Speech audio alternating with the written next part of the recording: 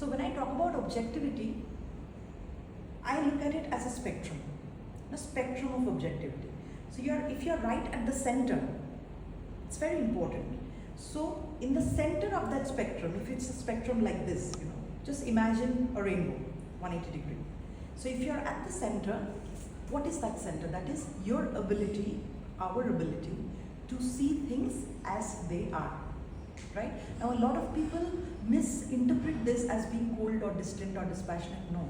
Objective means a unique ability that we should always make sure that we enjoy, is the ability to see things as they are. Actually, that's what being centered means. When we say we are centered, means we are not distorting what we are seeing.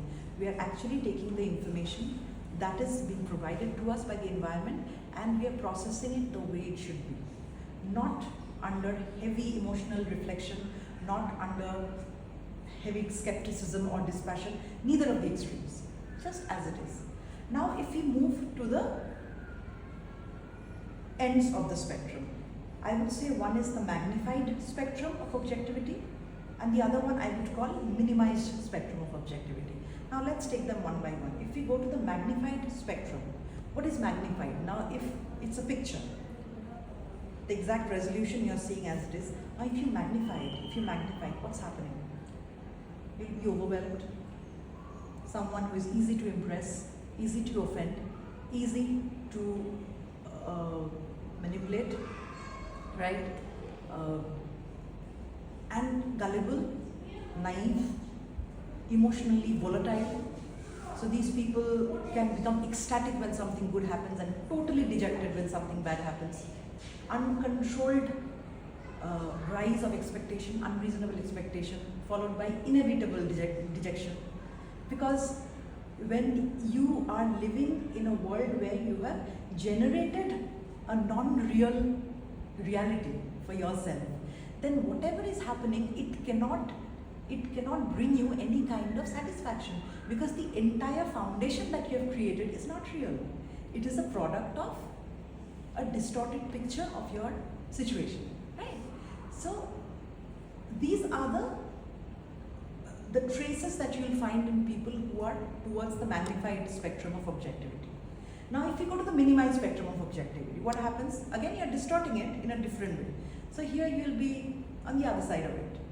Dispassionate, skeptic, distant, suspicious, quick to find faults in others, little, how do I say, somebody who thrives in chaos, loves to have disputes, friction. So that becomes your environment where you thrive. That is where you feel alive, right?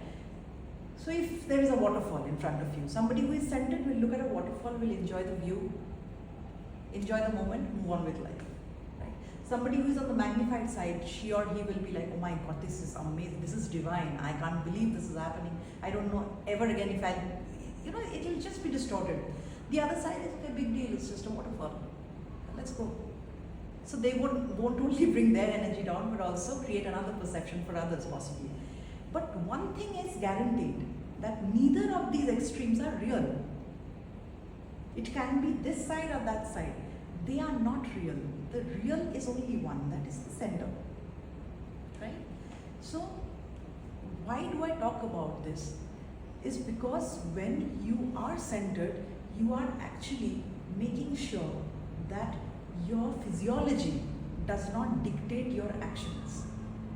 Because if you're emotionally volatile or if you are clenched with your emotion, either way, what's happening is you're allowing yourself to become a victim of the emotional regulations that your body is going through. That's not the idea. That's not the way you live, because